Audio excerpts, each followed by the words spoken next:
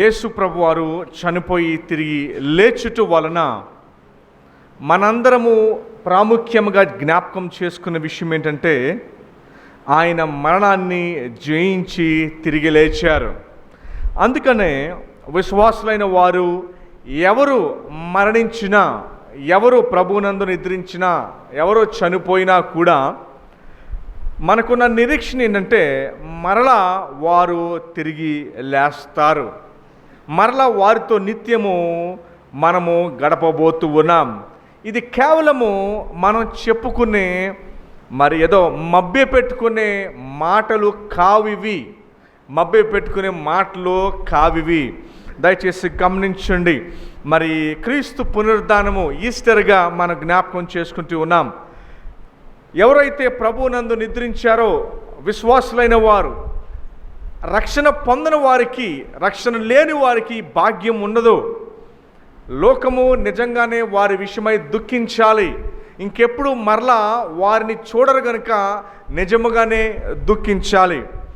కానీ ప్రభువునందున్న కుటుంబీకులు, మీ ముందు వెళ్ళిపోయిన మీ పితరులు కానివ్వండి, మీ యొక్క తండ్రి తల్లి, లేకపోతే మీ యొక్క బంధువులు ఎవరైనా సరే మీ ముందు ఒకవేళ వెళ్ళి వారు చనిపోయారు అనుకోండి, వారు టైం అయిపోయింది, దేవుడు వారిని పిలిచారు అనుకోండి, బైబిల్ వాక్యం చెప్పే గొప్ప సత్యం ఏంటంటే మరలా వారిని మనం చూడబోతున్నాము. ఇంకెప్పుడు మరణము లేని నిత్యము ఉండే ఆ స్థలములోనికి మనము వెళ్ళబోతూ ఉన్నాము. ఇది నిజంగా మన గొప్ప నిరీక్షణ, సంతోషాన్ని, ఆనందాన్ని తీసుకురావాలి. దయచేసి గమనించండి. కేవలము మనం పరలోక రాజ్యం వెళ్ళడం మాత్రమే కాదు, మనకంట ముందు వెళ్ళిపోయిన వారు, మన ప్రియులు, వారిని కూడా మనం చూడబోతూ ఉన్నాం. మీ బంధువులు మీరు చూడాలనుకుంటున్నారా? మీకంట ముందు వెళ్ళిపోయిన మీ కుటుంబీకుల్ని మీరు చూడాలనుకుంటున్నారా? మీ కుటుంబంలో మీ తమ్ముడో, అన్నయ్యో, ఏదో బంధువు చనిపోయి ఉండవచ్చు. వారిని మీరు చూడాలనుకుంటున్నారా? మా కుటుంబంలో కూడా నాకంటే ముందు నాకు తమ్ముడు ఉండేవాడు. మా చెల్లికి నాకు మధ్యలో మా తమ్ముడు ఉండేవాడు. తన చిన్నప్పుడే ప్రభునందు నిద్రించాడు. చిన్నప్పుడే ప్రభునందు నిద్రించాడు. నాకు కూడా ఆశ ఉంటుంది, మా తమ్ముడు ఎలాగా ఉంటాడని. ఎందుకంటే చిన్నప్పుడు నేను ఎప్పుడు కూడా పిలవలేదు తమ్ముడని. ఎందుకంటే నేను కూడా చాలా చిన్నపిల్లోడిని, బాగా చిన్నపిల్లోని కనుక తన కూడా నన్ను ఎప్పుడు నెలల పిల్లోడే, తన కూడా ఎప్పుడు నన్ను అన్నయ్యని పిలవలేదు. నేను కూడా తను ఎప్పుడు తమ్ముడని పిలవలేకపోయాను. ఎందుకంటే నెలల వయసులోనే, అప్పుడు నాకు బహుశా 1.5, 2 ఎంతో ఉంటుంది లోపే ఆ వయసులో కనుక అనిపిస్తూ ఉంటుంది ఖచ్చితంగా తమ్ముడు అన్నయ్య అనిపించుకోవాలనే మాటలు ఉంటాయి. అలాగే బహుశా ఖచ్చితంగా మీ కుటుంబంలో కూడా మీ దగ్గర వారు ఖచ్చితంగా చనిపోయి ఉంటారు. ప్రతి కుటుంబంలో కూడా ఉంటారు, ఎవరు దానికి అతీతులం కాము. అయితే గొప్ప విషయం ఏంటంటే మరలా వారిని మనం చూడబోతున్నాం. అది కూడా క్రీస్తులో ఉంటేనే. ఎందుకంటే యేసు ప్రభు ఎలాగైతే మరణాన్ని జయించి యేసు ప్రభు వారు మనకు కూడా మరణం మీద విజయాన్ని దయచేశారు. అందుకనే మనం పరలోక రాజ్యంలో చేర్చబడి మనతో పాటు వారిని కూడా నిత్యం ఉంటాం. ఇంకా అక్కడ మరణం ఉండదు. నిత్య సంతోషంలో మనం ఉంటాం. ఇక్కడలాగా బాధలు, ఇక్కడలాగా కష్టాలు, ఇక్కడలాగా ఎండలు ఉండవు. ప్రశాంతమైన చక్కటి వాతావరణంలో నిత్యము మన సంతోషకరమైన జీవితంలో జీవించబోతూ ఉన్నాం. అందుకే అపోస్తలుడైన పౌలు ఒక మాట అంటారు, మీరు ఈ జీవితం కొరకే మీరు బ్రతకవద్దు. ఈ జీవితం కొరకే మీరు బ్రతకవద్దు. ఈ జీవితంలో మంచి జరిగితే దేవుడు, చెడు జరిగితే దేవుడు ఏం చేశాడు అన్న ఉద్దేశంలో దయచేసి మీరు బ్రతకవద్దు. ఎందుకంటే ఈ భూమి, ఈ లోకము క్షీణించిపోయింది. మీరు కొత్త బండి కొంటారు, సంవత్సరానికి పాత పడుతుంది, 10 సంవత్సరాలకి మొత్తానికి మూత పడుతుంది. ఏమండి? అలానే ఏదైనా సరే, ఏ వస్తువు అయినా సరే ఈ లోకంలో మీరు గమనించినట్టయితే క్షీణించాల్సిందే. పరలోక రాజ్యం కొరకు మనందరం కూడా ఎదురు చూస్తూ ఉన్నాము. ఆ రాజ్యం వైపు మనం కనులెత్తి చూస్తూ ఉన్నాము. ఎంత గొప్ప రాజ్యంలో మనం అడుగు పెట్టబోతున్నాము. ఏమండి? అది నిజంగా ఎంతో సంతోషము, ఆనందము. చాలాసార్లు మనకి పరలోకం వైపు చూపు లేక, పరలోకం వైపు కళ్ళు చూడక ఈ భూమి మీద కిందకే చూస్తాం మనం. ఏమండి? ఈ భూమి మీదకే కిందకే చూస్తాం, కిందకే చూసి అంతా ఇక్కడే ఉందనుకుంటాం. దయచేసి గమనించండి, మరి ఈనాటికి కూడా యూదులు యేసు ప్రభు వారిని అంగీకరించలా. నాకు కొంతమంది యూదులు స్నేహితులు ఉన్నారు, వారు ఈనాటికి కూడా యేసు ప్రభు వారిని మరి మెస్సయ్యగా, రక్షకునిగా ఇంకా అంగీకరించలేదు. వారు ఏం చేస్తూ ఉన్నారంటే, యేసు ప్రభు మరి రాజు కాదు, ఏమండి, ఆయన రాజు అయి ఉంటే మరి యెరూషలేములో ఆనాడే రాజ్యాన్ని స్థాపించేవాడు. మేము ఏనాడైతే హోసన్న జయము జయము అని కేకలు వేసామో అప్పుడే ఆయన మరి విజయాన్ని సాధించేవాడు, రాజుగా అయ్యేవాడు. కానీ ఆయన రాజుగా అవలా. ఆయన శిలువ మీదకి వెళ్ళాడు, చనిపోయాడు, మరణించాడు. అయితే మరి మన జ్ఞాపకం చేసుకునేది ఈరోజు 53వ అధ్యాయంలో ఏంటంటే, బాగా గమనించండి, మరి రెండవ రాకడలో యేసు ప్రభు వారు వచ్చినప్పుడు, దయచేసి చాలామందికి ఈ విషయం మీద క్లారిటీ లేదు, నేను మరలా ఒకసారి క్లారిటీ ఇస్తాను. దయచేసి అందరూ కూడా నా వైపు ఒక్క నిమిషం మీరు గమనించండి. నెక్స్ట్ ఏం జరగబోతుంది అన్నది నేను మీకు వివరిస్తాను. నెక్స్ట్ ఏం జరగబోతున్నది మీకు వివరిస్తాను. ప్రస్తుతము మనము సంఘకాలంలో ఉన్నాం, చర్చ్ ఏజ్ అని అంటాము. ప్రస్తుతం ఇది సంఘకాలము. ఏ కాలం అండి ఇది? సంఘకాలము. ఇప్పుడు చర్చ్ ఏజ్ నడుస్తూ ఉన్నది. ఈ సంఘకాలము ఉంటుండగానే మరి దేవుడు సంఘాన్ని సైలెంట్గా ఆయన తీసుకువెళతాడు. దాన్ని ర్యాప్చర్ అని అంటారు, ఇంగ్లీష్లో ర్యాప్చర్ అని అంటారు.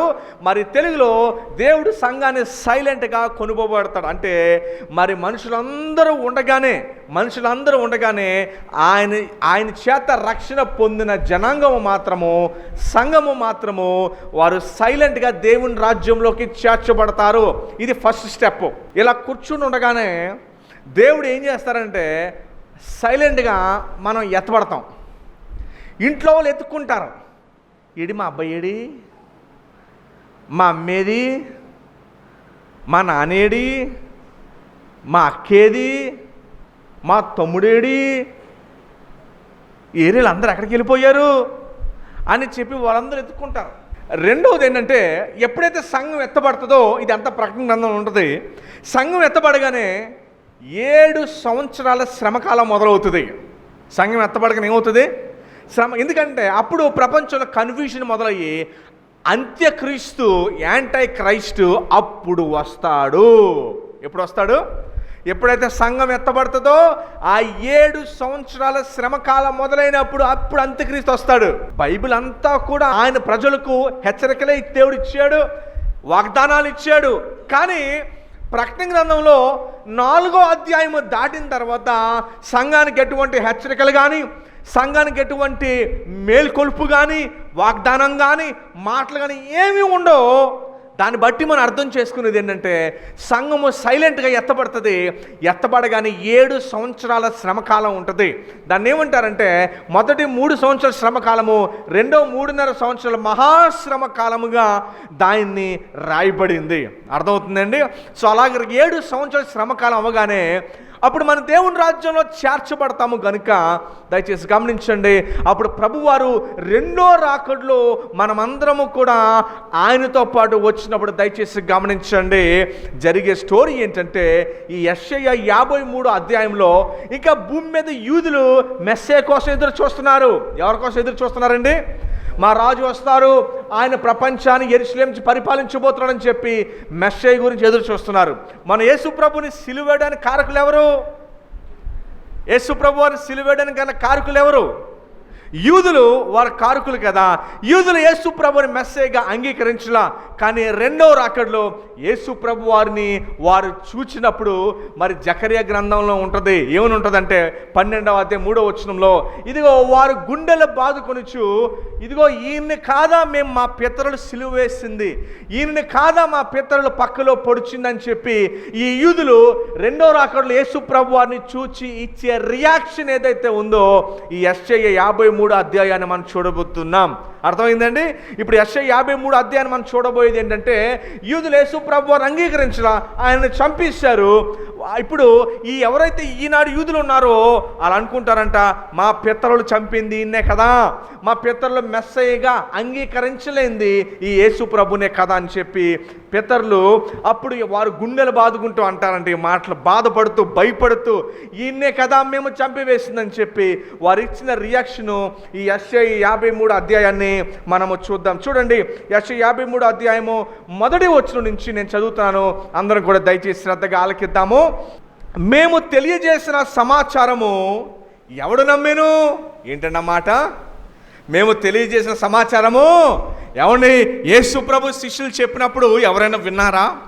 స్టెఫను ఇదే మాటలు అపోస్తలుల కార్యములు 4-5 అధ్యాయాల్లో మాట్లాడితే వారికి రౌద్రం వచ్చి బట్టలు చింపుకొని మరి స్టెఫెన్ను రోడ్డు మీదకి లాగి గొయ్యలో వేసి రాళ్ళతో కొట్టి చంపారు స్టెఫెన్ను. యేసు ప్రభు శిష్యులను కూడా అదే రీతిగా వారు చంపారు. ఎందుకు అంటే వాక్యం చెప్తుంది, అరే ఇప్పుడు చూడండి, మీరు గుండెలు బాదుకుంటున్నారు కదా, ఈయన గురించే కదా మేము మీకు బోధించింది, ఈయన గురించే కదా మేము మీకు చెప్పింది, ఈయనే కదా లోక రక్షకుడు అని మీకు చెప్పాం కదా. అంతే అంటున్నాడు, మేము తెలియజేసిన సమాచారాన్ని ఎవరు నమ్మాడు? అసలు ఈనాడు కూడా ఎవరు నమ్ముతున్నారండి? ఈనాడు కూడా ప్రభు గురించి రక్షణ సువార్త ప్రభు నమ్ముకోండి, పరలోక రాజ్యంలో చేర్చబడతారు, ఆయన మీ రక్షకుడు, మీ కొరకు ప్రాణాన్ని వెలగా చెల్లించి మీ పాపానికి వెల చెల్లించాడు, ఆయన నమ్ముకోండి అంటే మాది మాకు ఉందలేండి, మాది మేము చేసుకుంటున్నాంలేండి, మేము ఎప్పటి నుంచో చేసుకుంటున్నాం కదండి, అందుకని ఇప్పుడు చేస్తున్నామండి. ఎప్పటి నుంచో పాకల్లో ఉంటున్నాం, ఇప్పుడు పాకల్లోనే ఉంటారా? చిన్నప్పుడు పోలియోకి మందు లేదు, ఎప్పుడో చిన్నప్పుడు వాడలేదు, ఇప్పుడు ఎందుకు లేని పోలియో వాడడం మానేస్తున్నారా? చిన్నప్పుడు టీవీలు లేవు, ఇప్పుడు ఇంట్లో గోడంత టీవీ వచ్చేసింది, అవి ఎప్పుడెప్పుడో అవి అంటున్నారు. ఒకప్పుడు కరెంట్ లేదు, ఒకప్పుడు మన ఇంట్లో ఏసీ ఉందా, ఇప్పుడు ఏసీ లేకపోతే నువ్వు ఉండవు. ఏమండే ఒకప్పుడు ఏముందండి? దయచేసి అప్పుడెప్పుడో ఎవరో వాళ్ళు ఏమో తెలియదు చేయలేదు అంట కుదరదు. వాస్తవం సత్యం ఏంటో తెలుసుకొని దాన్ని మనం నేర్చుకుంటలేదా ఈరోజు? చెప్పండి. కోవిడ్కి ఒకప్పుడు మందు లేదు, తర్వాత డోస్ వచ్చింది. చాలా జబ్బులకి, క్యాన్సర్కి ఒకప్పుడు మందులు లేవు, ఇప్పుడు మందులు వస్తూ ఉన్నాయి. చాలా వాటిని గతంలో మనకి తెలియదు, ఇప్పుడు తెలుసుకుంటున్నాం. సైన్స్ పరంగా రోజు కొత్త విషయాలు తెలుసుకుని నేర్చుకుంటున్నాం. ఏది సత్యమో అసత్యాన్ని విడిచిపెట్టి సత్యాన్ని తెలుసుకుంటాం. మరి చిన్నప్పుడు బాగా గడిచిన కాలంలో మరి భూమి చుట్టూ సూర్యుడు తిరుగుతున్నాడు అనుకున్నారు గతంలో, కానీ తర్వాత టెలిస్కోప్ కనిపెట్టాక తెలిసింది, అరే అరే అరే తిరిగేది సూర్యుడు కాదు, తిరిగేది మనవరా బాబు అని తర్వాత తెలుసుకున్నారు. ఇలా జీవితంలో గనక మీరు చూస్తే మరి ఒకప్పుడు అసత్యాల నుంచి మనం బయటికి వచ్చాం. అసత్యాలు నమ్మి తెలియని టైంలో మరి ఆ సృష్టిని పూజిస్తున్న సమయంలో నుంచి ఈనాడు సృష్టికర్తను పూజించడానికి మనం వచ్చాం. కానీ మరి ఇంకా చాలామంది ఏమనుకుంటున్నారంటే, అరే ఇది మాది కాదు, ఇది మా యేసు ప్రభు మావాడు కాడు, ఆయన ఎవరో మేము, ఎందుకంటే మా నాన్నగారు మా ముత్తాతలు ఏదైతే మరి పూర్వీకుల నుంచి తరతరాల నుంచి వస్తుందో ఆచారాలు, వాటినే మేము పూజిస్తాము, వాటినే మేము పట్టుకొని ఉంటాము అంటే, లేదండి అన్ని విషయాలు మనం మారుకుంటూ వచ్చేసాము. కానీ సాతానుడు ఒక్క విషయంలో మనం కట్టి పాటిస్తాడు, ఇది ఒక భారతదేశాన్ని. అదేంటంటే అదిగో మాదే గొప్ప అని ఉంచేశారు. దయచేసి గమనించండి, క్రైస్తవ్యంలో ఎన్నడూ కూడా మనదే గొప్ప అని మనం చెప్పము. ఇది సత్యం గనక దేవుడు మనల్ని రక్షించుకున్నాడు, ఇది మన బట్టి కాదు, మనది జీరో, ఆయన ఒక్కడే, ఆయన మనల్ని రక్షించుకున్నాడు. ఏ మానవుడు కూడా ఇంకొక మానవుడిని మతం మార్చలేడు, దేవుడే మార్చుకుంటాడని బైబిలే చెప్తుంది. ఏ ఒక్కడు మనిషిని మార్చలేడు. ఎవరన్నా ఆ మాట అనినా అది తప్పు అని బైబిల్ ఏం చెప్తుందంటే, తండ్రి ఆకర్షిస్తేనే తప్ప ఏ ఒక్కడు యేసు ప్రభు దగ్గరికి రాలేడు అని బైబిల్ చెప్తూ ఉన్నది. సో అంచేత దేవుడే ఒక వ్యక్తిని రక్షించుకోడు, నిన్నైనా నన్నైనా ఎవరైనా సరే దేవుడే రక్షించుకుంటాడు. ఆయన ఆత్మ హృదయాన్ని తెరిస్తే తప్ప ఏ ఒక్కడు కూడా ఇంకొక వ్యక్తిని మార్చలేడు. బైబిలే చెప్తుంది, నువ్వు ఎన్నడూ మార్చలేవు, నీ వల్ల కాదు, నీలో శక్తి లేదు. నేను ₹1,00,000 ఇచ్చినా నువ్వు బయటికి నీ దుస్తులు పేరు మారుతుందేమో కానీ నీ హృదయం మారదు, అది దేవుడు ఒక్కడే మార్చగలడు. సో దయచేసి గమనించండి, మరి ఈనాడు కూడా విచారకరంగా మనం తెలియజేస్తున్న సమాచారము ఎవరు నమ్ముతూ ఉన్నారు, ఎవరు విశ్వసిస్తూ ఉన్నారు? ఏమండి? సో మరలా మన బ్యాక్గ్రౌండ్ స్టోరీకి వచ్చేద్దాం. యూదులు వారి యొక్క రియాక్షన్ని మనం చూడబోతూ ఉన్నాం. యెహోవా బాహువు అంటే యేసు ప్రభు యొక్క శక్తి, ఆయన రక్షణ కార్యము ఎవరికి బయలుపరచబడ్డాది, ఎవరికి అర్థమయ్యింది, వారు లక్ష్య పెట్టారా? లక్ష్య అర్థం కాలేదు కనుకనే యేసు ప్రభువుని సిలువ వేశారు. ఈనాడు కూడా ప్రజలకి దేవునికి మహాశక్తి అర్థం కాకపోవడం వల్లే దేవుని దగ్గర నుంచి దూరంగా పరిగెడుతూ ఉన్నారు, దేవుని దగ్గర నుంచి దూరంగా వెళ్ళిపోతూ ఉన్నారు. దయచేసి గమనించండి. రెండో వచనం నేను చదువుతాను. యేసు ప్రభుని వారు ఎలా చూచారంటే, లేత మొక్కవలెను, ఎండిన భూమిలో మొలచిన మొక్కవలెను అతడు ఆయన ఎదుట పెరిగెను, ఆయనకి స్వరూపమైనను సొగసైనను లేదు. వారేమన్నారో తెలుసండి, యేసు ప్రభుని రాజుగా, యూదుల రాజుగా అంగీకరించడానికి ఆయన ఏమన్నా రాజుల కుటుంబంలో పుట్టాడా? హేరోదు ఏం చేశాడు? చంపేయాలనుకున్నాడు. హేరోదు కుటుంబంలో పుట్టాడా? ఎవరి కుటుంబంలో పుట్టాడు? ఒక చిన్న యోసేపు వంటి వడ్రంగి ఇంట్లో ఆయన జన్మించడం జరిగింది. ఒక చిన్నవాడి ఇంట్లో అతను జన్మించడం జరిగింది. దయచేసి గమనించండి. మన ప్రభు ఎటువారో తెలుసండి. ఆయన ఉన్నతమైన స్థితిని విడిచిపెట్టి ఒక చిన్న కుటుంబంలో ఆయన పుట్టాడు. పశువుల తొట్టులో ఆయన పుట్టాడు. కనీసం హాస్పిటల్లో ఖాళీ లేకపోతే, అంటే అంత పేదరికం హాస్పిటల్లో ఖాళీ లేకపోతే ఆయన ఎక్కడ పడుకోబెట్టారో తెలుసండి. మన ఊర్లో ఉంటే చూసారు పశువుల దొడ్డే, మన ఊర్లో ఉంటే చూసారు పశువుల పాకలు ఉంటే చూసారు, గేదెల్ని ఆవుల్ని కట్టేస్తారు. ఇప్పుడు ఇంకా ఒక పాక వచ్చింది, చక్కగా నీట్గా శుభ్రం చేసే పాలేర్లు అందరూ ఉన్నారు. కానీ ఆనాడు మరి ఎవరు కూడా లేరండి. ఆనాడు ఆ యొక్క మురికిలో ఒక తల్లి అలాంటి పరిస్థితిలో కన్నాది అంటే ఎంత దారుణమైన పరిస్థితి ఆలోచించండి. ఒక తల్లి, బహుశా మీరు ఊహించుకోవచ్చు కుటుంబీకులుగా, ఒక తల్లి భయంకరమైన పరిస్థితుల్లో ఆ బిడ్డను కన్నాది. చూడండి, 2వ వచనంలో ఏం రాయబడి ఉందో, అతనికి స్వరూపమైనను సొగసైనను లేదు, అతనిని చూచి అపేక్షించినట్లుగా ఆయన మేము పూజించేటట్టుగా అసలు ఆయనలో ఏముంది? ఏమండి, బైబిల్ చెప్తుంది, ఆయన మనందరి నిమిత్తమై ఉన్నవన్నిటిని కూడా విడిచిపెట్టేసి బానిసగా, రిక్తునిగా, దీనుగుడిగా ఉన్నటివి అన్నిటిని కూడా ఆయన విడిచిపెట్టేసి దీనుడిగా, దాసుడిగా, చివరికి దిగంబరిగా చనిపోయి తనకు సమాధి కూడా లేకపోయింది. ఏమండి, ఈ రోజుల్లో ఎవరైనా దేవుని నమ్ముకున్న వారు చనిపోతే చక్కగా మరి వారికి సమాధి చేసే ఒక సంఘం ఉంది. ఏమండి, మరి ప్రభు సంఘం వారికి గొయ్య తవ్వి సమాధి చేసి, ఏమండి, కార్యక్రమం ఎవరు గొయ్య చక్కగా 4,000 5,000 రూపాయలు వెచ్చించి ఒక బాక్స్ కొని నీట్గా ఆ యొక్క కార్యక్రమాన్ని జరిగించడానికి ఉంది. కానీ యేసు ప్రభుని జరిగించడానికి ఆనాడు యేసు ప్రభు శిష్యులు ఎవరైతే తనతో పాటు ఉండి 3.5 సంవత్సరాలు తిరిగారో వారు ఎవరు కూడా ఆయన దగ్గర లేరు, అందరూ విడిచిపెట్టేశారు. లేఖనాల్లో ఇదే రాయబడి ఉంది, ఆయన విడిచిపెట్టబడతాడు, ఆయన మరి అందరి చేత మరి అవమానించబడతాడని చెప్పి లేఖనాల్లో ఉంది. మరి పుట్టినప్పటి నుంచి ఇప్పటి నుంచి కూడా ప్రభు చెప్పాడమ్మా, మరి నక్కలకేమో బొరియలు ఉన్నాయి, ఆకాశ పక్షులకేమో గూళ్ళున్నాయి, మరి మనిషి కుమారుడికి యేసు ప్రభు వారికి తలదాచుకోవడానికి ప్లేస్ కూడా లేదమ్మా.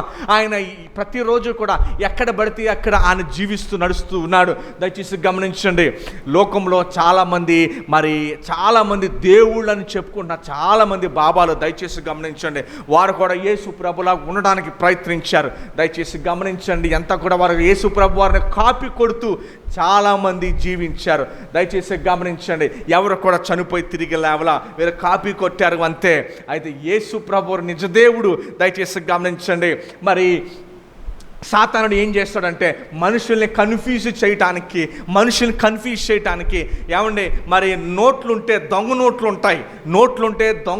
ఉంటాయి, అన్ని డూప్లికేట్ ఉంటుంది. అలాగే మరి సత్యదేవుని విషయంలో కూడా సాతానుడు డూప్లికేట్ చేసేసి మరి నిజదేవునికి మనం ఇవ్వాల్సిన గౌరవాన్ని, ఘనతను ఇవ్వనివ్వకుండా చేసేస్తున్నాడు. దయచేసి గమనించండి, 3వ వచనం మరలా నేను జ్ఞాపకం చేస్తాను. అతని యందు స్వరూపము కూడా లేదంట. ఏమండి, అతని యందు ఏమి లేదు? అతని యందు స్వరూపము కూడా లేదంట. దయచేసి గమనించండి, అతడు తృణీకరింపబడిన వాడును ఆయను. అతను ఏమయ్యాడండి? ఆయన తృణీకరించబడ్డాడు. మరి ఆయన కుటుంబం తృణీకరించింది. అటు తర్వాత యేసు ప్రభు శిష్యుల్లో ఒకడైతే అమ్మివేశాడు, 30 నాణాలకు అమ్మివేశాడు. మరి ఎవరైతే తనతో పాటు ఉంటారనుకున్నారో వారందరూ విడిచిపెట్టేశారు. ఏమండి, నిజంగా మరి శిష్యులను చూసినప్పుడు మనకు కూడా ఈ యొక్క జ్ఞానం రావాలి. అరే, యేసు ప్రభు విషయంలో నేను ఎన్నిసార్లు ఆయన్ని విడిచిపెట్టిస్తాను, ఎన్నిసార్లు నేను ఆయన తృణీకరించాను, ఆయన లేనట్టుగా నేను జీవించాను, ఆయనకి వేరుగా జీవించాను, ఆయనకి ఇష్టం లేకుండా జీవించాను, ఆయనకి వ్యతిరేకంగా జీవించాను, ఆయన్ని బాధ పెట్టి జీవించాను. ఎన్ని సందర్భాల్లో నేను ఈ యొక్క పేతురులాగా వ్యవహరించాను, నేను ఎన్ని సందర్భాల్లో యోధా ఇస్కరియోతులాగా నేను వ్యవహరించాను. ఆలోచించండి, ఎన్ని సందర్భాల్లో మనం పేతురులాగా వ్యవహరించాం, ఆయన ఎవరో నాకు తెలియదు అన్నట్టుగా వ్యవహరించాం. పాపం చేసిన ప్రతిసారి నేను ఆయనకి చెందిన వాడిని కాను. ఒకసారి ఒక చిన్న స్కిట్ వేశారండి చర్చిలో. ఏం స్కిట్ వేశారంటే, మరి యేసు ప్రభు నమ్ముకున్న విశ్వాసంట యేసు ప్రభుని అన్నారంటే ఇంట్లో, యేసు ప్రభు నేను బయటికి వెళ్తున్నాను, నువ్వు ఇంట్లోనే ఉండు, నేను బయటికి వెళ్ళి కొన్ని పనులు చేసుకుని కొన్ని కార్యక్రమాలు చేసుకుని వస్తాను. మరి నువ్వు నాతో పాటు వచ్చావనుకో నేను చెయ్యాలనుకున్నవి చేయలేను, నువ్వు నాతో పాటు వచ్చావనుకో నేను చెయ్యాలనుకున్నవి నేను చేయలేను. అందుకని నువ్వు ఇంట్లోనే ఉండు, నేను బయటికి వెళ్ళి నా పనులను చేసుకుని నేను వస్తాను నేను. ఇది పేతురు తత్వం. ఇది ఏ తత్వం అండి? ఇది పేతురు తత్వం. పేతురు ఎలాగైతే యేసు ప్రభువా నేను నీకు ప్రాణాన్ని అర్పిస్తానన్నాడు పేతురు, కానీ టైం వచ్చేసరికి నువ్వు వద్దు, నాకు నువ్వు పక్కనుండు. ఇలానే మనం కూడా చాలా సందర్భాల్లో ఏం చేస్తామంటే, చూడండి, మనం నిలబడాల్సిందే పరీక్షా కాలంలో. ఎప్పుడు నిలబడాలి? ఉత్తి కాలంలో అందరూ నిలబడతారు. ఏమండి, ఉత్తి కాలంలో అందరూ నిలబడతారు. ఉత్తి కాలంలో మరి మనం ఏ కాలంలో నిలబడాలి? పరీక్షా కాలంలో నిలబడాలి. దయచేసి గమనించండి. మరి మీ విశ్వాస జీవితాన్ని ఒకసారి పరీక్షించుకోండి. మరి దేవుని విషయంలో మీరు పరీక్షా కాలంలో మీరు నిలబడుతూ ఉన్నారా అన్నది ప్రశ్న. దయచేసి గమనించండి. యేసు ప్రభు వారు మన విషయమై మరి మన చాలా సందర్భాల్లో ఈ విషయాలు డీప్గా ఆలోచించము. ఏమండి, మరి ఆయన ఏ రీతిగా మన నిమిత్తమై దీనుడయ్యాడో, దాసుడయ్యాడు. 3వ వచనం చదువుకుందాం. అతడు తృణీకరింపబడిన వాడాయను, అటు తర్వాత మనుషుల వలన విసర్జించబడిన వాడును, వ్యసనాక్రాంతుడుగాను వ్యాధిని అనుభవించడానికి ఆయన పుట్టాడు. ఆయన ఎందుకు పుట్టాడండి? వ్యాధిని అనుభవించడానికి. యేసు ప్రభువు ఎందుకు పుట్టారండి? వ్యాధిని అనుభవించడానికి. ఏ వ్యాధి? మనం అనుకుంటాం క్యాన్సర్ పెద్ద వ్యాధి అనుకుంటాం, మనం అనుకుంటాము, లేకపోతే టీబీ పెద్ద వ్యాధి అనుకుంటాం, మనం అనుకుంటాము ఏదో పెద్ద గాయం తగిలితే పెద్ద వ్యాధి అనుకుంటాము. అన్ని వ్యాధులకల్లా పెద్ద వ్యాధి ఏంటో తెలుసా? పాపం అనే వ్యాధి. ఎందుకంటే ఏ వ్యాధి అయినా మందులు వాడితే సర్జరీ చేస్తే తగ్గిపోతుంది, కానీ పాపం అనే వ్యాధి ఏం చేసినా తగ్గిపోదు. ఏం చేసినా తగ్గిపోదు ఆ వ్యాధి. అన్నిటికంటే పెద్ద వ్యాధి ఏంటో తెలుసా? పాపం అనే వ్యాధి. అందులో నుంచి చాలామంది బయటికి రావడానికి ప్రయత్నిస్తున్నారు. ఆ పాపం అనే వ్యాధిని విడిచిపెట్టి బయటికి రావడానికి ప్రయత్నిస్తున్నారు, కానీ విచారకరంగా రాలేకపోతున్నారు. ఎందుకు తెలుసా? తమ సొంత శక్తి మీద ఆధారపడడం వల్ల వారు బయటికి రాలేకపోతున్నారు. అందుకని మన ప్రభు కావాలి ఈరోజు మనకి. ఆయన యొద్దకి మనం చేరి, ప్రభువా ఈ వ్యాధి నుంచి నన్ను విడిపించండి. ఏ వ్యాధి అండి అది? పాపం అనే ఘోరమైన వ్యాధి. అన్నిటికంటే పెద్ద వ్యాధి అది. మిగతా అన్ని వ్యాధుల నుంచి మనకి స్వస్థత వస్తుంది, కానీ ఈ వ్యాధి చాలా డేంజర్ వ్యాధి. అన్ని వ్యాధులు మన శరీరాన్ని మనం తీసేయగలి తప్ప పాపం అనే వ్యాధి మాత్రము అది పోదెక్క. అందుకని మనకి యేసు ప్రభు వారు కావాలి. అందుకని మనకి ఎవరు కావాలండి? అందుకని మనకి యేసు ప్రభు వారు కావాలి. దయచేసి గమనించండి. యేసు ప్రభు వారు వచ్చింది ఎందుకు వచ్చారని? ఆయన వ్యాధిని అనుభవించడానికి, మన వ్యాధిని అనుభవించడానికి. ఏమండి, మన వ్యాధిని అనుభవించడానికి. దయచేసి గమనించండి. మరి 4వ వచనం చదువుకుందాం. 4వ వచనం చదువుకుందాం. మరి యూదుల యొక్క రియాక్షన్ ఇది. నిశ్చయముగా అతడు మన రోగములను భరించెను. యూదులు అనుకున్నారు యేసు ప్రభు వారు దేవదూషణ చేస్తున్నాడు అనుకున్నారు వాళ్ళు. యేసు ప్రభువుని సిలువేసింది ఎందుకండి? దేవదూషణ అంటే ఏంటి? దేవునితో సమానం చేసుకున్నాడు. చాలా ముస్లిమ్స్ అంటూ ఉంటారు, చాలామంది తెలియక యేసు ప్రభు వారు ప్రవక్తేనండి, ఆయన దేవుడు కాదని అనుకుంటారు. అసలు వాళ్ళకి తెలియని విషయం ఏంటంటే, అసలు యేసు ప్రభు వారిని సిలువ వేసిందే ప్రవక్త అయి ఉండంటే సిలువ వేసేవారు కాదు. అసలు ఆయన దేవునితో సమానం చేసుకున్నందుకే ఆయన సిలువ వేశారు. అసలు సిలువ వేయడానికి గల ప్రధానమైన కారణమే అది. ఆయన దేవునితో సమానం చేసుకున్నాడు. ఆయన మీదకి రాబడిన ఒక అభియోగం ఏంటంటే ఆయన దేవునితో సమానం చేసుకున్నందుకు ఆయన సిలువ వేశారు. నువ్వు నరుడివై ఉండి, నువ్వు మానవుడివై ఉండి, నువ్వు దేవునితో ఎలా సమానం అవుతావు నువ్వు అని చెప్పి ఆయనను సిలువ వేశారు. వారందరూ అనుకున్నారు యూదులు. అందుకని పిలాతు అన్నాడు, ఇదిగో ఈ పాపంతో నాకు ఏ తప్పు ఈ పాపంతో నాకు ఏ సంబంధం లేదని చెప్పి పిలాతు వారందరి ముందు చేతులు కడిగించుకుంటే, ఆనాడు యూదులు, శాస్త్రులు, పరిశీలు అన్నారు, సద్దుకీలు, ప్రధాన యాజకులు అన్నారు, అవును ఆయన్ని చంపడం ద్వారా వచ్చే శాపం, పాపం మా మీదకి రానివ్వండి, మా పిల్లల మీదకి రానివ్వండి అని అన్నారు. ఎందుకు తెలుసా? వారు అనుకున్నారు, ఈయన దేవదోషం చేస్తున్నాడు కదా, దేవుడే అతనికి శిక్ష విధిస్తున్నాడు మా ద్వారా అనుకున్నారు. మా ద్వారా దేవుడే ఈయనకి శిక్ష విధిస్తున్నాడు అనుకుని ఎస్ రానివ్వండి, యేసు ప్రభుని చంపడం ద్వారా ఆ శిక్ష మా మీదకి, మా పిల్లల మీదకి అది రానివ్వండి. అది తప్పు అయితే అది తప్పు కాదు, ఎందుకంటే మేము అతను చేసిన దేవదోషాన్ని బట్టి అతను చనిపోతున్నాడు, అతను చేసిన దేవదోషాన్ని బట్టి అతను మేము సిలువ ఎక్కిస్తున్నాం. ఏంటి ఆ దేవదోషం అంటే దేవునితో సమానం చేసుకున్నాడు. ఏ నరుడు దేవునితో సమానం చేసుకోకూడదు కనుకనే యేసు ప్రభు యూదుడు, ఆయనకు తెలియదా దేవునితో సమానం చేసుకోకూడదని? యేసు ప్రభు యూదుడు, ఆయనకి తెలియదా దేవునితో సమానం చేసుకోకూడదని? యూదులు కనీసము దేవుని పేరు కూడా ఎత్తేవారు కాదు. లేఖనాలను తెలిసిన యేసు ప్రభు వారికి తెలియదా దేవునితో సమానం చేసుకోకూడదని? అయినా కూడా ఆయన చేసుకున్నాడు అంటే గమనించండి. సో వారు అనుకున్నారు ఈయన దేవదోషం చేస్తూ ఉన్నాడు, దేవునితో సమానం చేసుకుంటున్నాడని వారు అనుకున్నారు. కానీ వాస్తవం ఏంటంటే ఆయన చెప్పేది సత్యము, ఆయన చెప్పేది వాస్తవము. అప్పుడు వారు తెలుసుకున్నారు, ఆయన చనిపోయింది, శిలువ మీద చనిపోయింది, రక్తాన్ని కార్చింది, శిలువ మీద బలి అయిపోయింది. ఆయన చేసిన దేవదోషం గురించి కాదు, కానీ మన రోగాల్ని, మన పాపపు రోగాల్ని భరించడానికి ఆయన శిలువ మీద చనిపోయాడని. అప్పుడు రెండో రాకడలో యేసు ప్రభు వారిని ఆకాశం నుంచి వచ్చుచుండగా గుండెలు బాదుకుంటూ వారు చెప్పే మాట ఏంటంటే, మా పితరులు నిన్ను చంపివేశారు, మా పితరులు నువ్వు దేవదూషణ చేశావని నిన్ను చంపేశారు శిలువ మీద. కానీ నువ్వు శిలువ మీద చనిపోయింది మా పితరులు చంపినందుకు కాదు, నీకుగా మా నిమిత్తమై నువ్వు చనిపోయావో అని గుండెలు బాదుకుంటూ వారు అర్థం చేసుకుంటారు. ఆ రోజున, ఏ రోజునండి? రెండవ రాకడలో యేసు ప్రభు వారిని చూచినప్పుడు అప్పుడు అర్థం చేసుకుంటారంట, గుండెలు బాదుకుంటూ. ఏమనంటే, అరే నువ్వు దేవదూషణ చేసినందుకు పిలాతు మేము కలిసి నిన్ను చంపామనుకున్నాం, కానీ నువ్వు చనిపోయింది నువ్వు దేవదూషణ చేసినందుకు కాదు, మా అందరి పాపం నిమిత్తమై మా రోగాల్ని భరించడానికి, నువ్వు మోక్షానికి మమ్మల్ని తీసుకువెళ్ళడానికి మా వెల చెల్లించావని మాకు తెలియదు, కానీ ఇప్పుడు మాకు తెలుస్తుంది. ఎందుకంటే రెండో రాకడలో వచ్చేటప్పుడు కూడా ఆయన గాయాలతో వస్తాడంట. ఎలా వస్తాడండి? కాలికి చేతులకి గాయాలతో వస్తాడంట. మీకు విషయం తెలుసా? నిత్యము ఆయన గాయాలతో ఉంటాడంట. యేసు ప్రభు పరలోక రాజ్యంలో ఇప్పుడు చేసే పని ఏంటో తెలుసా?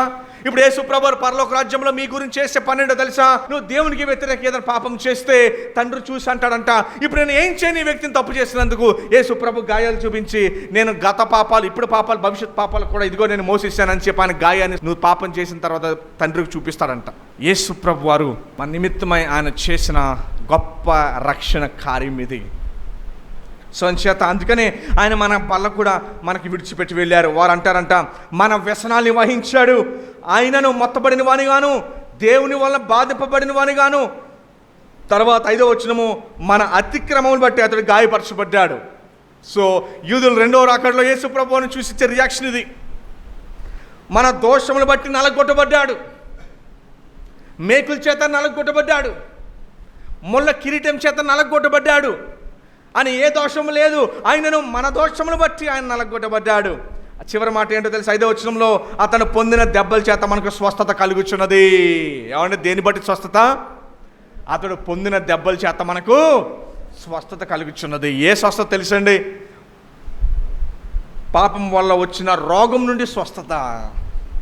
ఏమండి ఎక్కడి నుంచి స్వస్థత? మనకి పాపం వల్ల మనకి గొప్ప రోగం వచ్చింది, మనకి గొప్ప రోగం వచ్చింది. ఏమండి పాపమే దీనికంత రిజల్ట్. ప్రపంచము నాశనం దశలో నైతిక విలువలు, సమాజపు నైతిక విలువలు నాశనం అవుతున్నాయంటే, మన బాహ్య శరీరము క్షీణిస్తుంది అంటే, కష్టాలు ఇబ్బందులు పడుతున్నాము అంటే, దీని అంతటి కారణము ఆదాము నుండి సంప్రాప్తమైన, ఆదాము వల్ల మరణం వచ్చింది. పాపం వల్ల వచ్చే జీతం ఏంటండి? మరణము. వయసుతో నిమిత్తం లేకుండా మరణం వచ్చేసింది. అందరూ ఏడుస్తూ ఉన్నారు. చనిపోయిన వారి కుటుంబీకులు చనిపోయిన తర్వాత చనిపోయినందున ఆ కుటుంబీకులు అందరూ కూడా ఏడుస్తూ ఉన్నారు. ఆ ఏడుపు, ఆ మరణం ఎందుకో తెలుసా? ఆనాడు లాజరు చనిపోయినప్పుడు కూడా యేసు ప్రభువు వారు సమాధి ముందు నుంచి కన్నీరు విడిచిరి అని బైబిల్ రాయబడి ఉంది. ఎందుకు అని కన్నీరు విడిచిరంటే, పాపం వల్ల వచ్చి జీతం మరణము. ఆ పాపం యొక్క ఎఫెక్ట్ అందరూ చనిపోవాల్సిందే భూమి మీద. అందుకనే పుట్టినవాడు గిట్టక మానడు అని అంటారు. ఆ పాపం వల్ల వచ్చిన ఎఫెక్ట్ ఇది. మనం క్షీణించి చనిపోతాము. యాక్సిడెంట్లు, అనారోగ్యాలతో, వేరే జబ్బు వచ్చి రకరకాలుగా మనుషులు చనిపోతూ ఉంటారు. వేరే వాళ్ళతో చంపబడతారు. రకరకాలుగా మరణము వస్తుంది. దయచేసి గమనించండి. కానీ క్రీస్తునందు ఉన్న వారికైతే ఒకేసారి చనిపోతారు. క్రీస్తునందు ఉన్నవారు ఒకసారే చనిపోతారు. అటు తర్వాత నిత్య రాజ్యంలో దేవుని దగ్గర ఇంకెప్పటికీ వారు జీవిస్తారు. ఇంకా రెండవ మరణము, నిత్య నరకాగ్ని గుండము వారికి ఉండదు. నిత్య నరకాగ్ని గుండము మీకు ఎవరికి ఉండదు. దేవుని నమ్ముకున్న వారు ఎవరికి కూడా. ఆయన చేత పాపములు క్షమించబడిన వారికి నిత్య నరకాగ్ని గుండం ఎవరికి ఉండదు. ఈ జీవితం చాలా తాత్కాలికమైనది. 70 సంవత్సరాలు మాత్రమే. అధిక బలం ఉంటే బైబిల్ చెప్తుంది 80 సంవత్సరాలు లేదా 70, 80కే మనం అయిపోతుంది. తర్వాత 80 సంవత్సరాలు కూడా చాలా స్పీడ్గా గడిచిపోతుంది. చాలా స్పీడ్గా గడిచిపోతుంది. మనిషిని ఆయువు సొలొమోను అంటాడు, అడవి పువ్వు అంటది. ఉదయానికి వికసిస్తే సాయంత్రానికి వాడిపోతుంది. మనిషి జీవితం చాలా చిన్నది. నిత్యత్వంతో పోల్చుకుంటే చాలా చిన్నది. కానీ ఈ భూమి మీద మన యాత్రికులము. కొంతకాలమే ఇక్కడ మనం జీవిస్తాము. నిత్యం జీవించము. రేపు గ్యారంటీ ఉండదు. ఎల్లుండి గ్యారంటీ లేదు. అవతల వారానికి గ్యారంటీ లేదు. మనం వెళ్ళిపోయే వారము. కొంతకాలమే ఇక్కడ మనం జీవిస్తాము. కానీ వెళ్ళిపోయే ముందు మనం సంపాదించుకొని వెళ్ళిపోవాలి. రక్షణ సంపాదించుకొని మనం వెళ్ళిపోవాలి. నిత్యము దేవుని రాజ్యంలో మనం గడపాలి అంటే, లేదా నిత్య నరకాగ్ని గుండం అగ్ని ఆరదు, పురుగు చావదు. నిత్య శ్రమలో మనం జీవించాలి. నిత్య శ్రమలో మనం జీవించాలి. అంచేత రక్షణ విషయమై మనము ఎంతో జాగ్రత్త కలిగి ఉండాలి. బైబిల్ చెప్తుంది, ఇంత గొప్ప రక్షణ మీరు నిర్లక్ష్యము చేసిన ఎడల రాబో ఉగ్రత నుంచి మీరు ఎలా తప్పించుకోగలరు? మనం చాలా సందర్భాల్లో ఈ యొక్క లోకపు విషయాన్ని బట్టి ఆలోచించుకొని దేవుని మనం దూరం చేస్తాము. దయచేసి గమనించండి. వాక్యం చెప్తుంది, మరి మనందరము గొర్రెల త్రోవ తప్పిపోతుంది. మనలో ప్రతివాడు తనకిష్టమైన త్రోవకు తొలగాను. ఏమన్నా అంతే కదా? ఈరోజు అందరూ ఏ త్రోవకి వెళ్ళిపోయారు? ఈరోజు అందరూ కూడా బైబిల్ చెప్తుంది, మనలో ప్రతివాడు కూడా అంట తనకిష్టమైన త్రోవకి వెళ్ళిపోయాడంట. ఏ త్రోవకి వెళ్ళిపోయారు? నచ్చినట్టుగా చేసుకుంటున్నారు, నచ్చినట్టుగా మాట్లాడుకుంటున్నారు, నచ్చినట్టుగా తిరుగుతూ ఉన్నారు, నచ్చినట్టుగా వారు చేస్తూ ఉన్నారు. బైబిల్ చెప్తుంది మనందరూ వెళ్ళిపోయారంట. కానీ యెహోవా మన అందరి దోషం అతని మీద మోపెను. సో ఈరోజు మనం దేన్ని బట్టి మనం సంతోషిస్తున్నాము అంటే, మన అందరి దోషము ఆయన మీద మోపబడి ఉన్నది. మన అందరి దోషం ఆయన మీద మోపబడి ఉన్నది.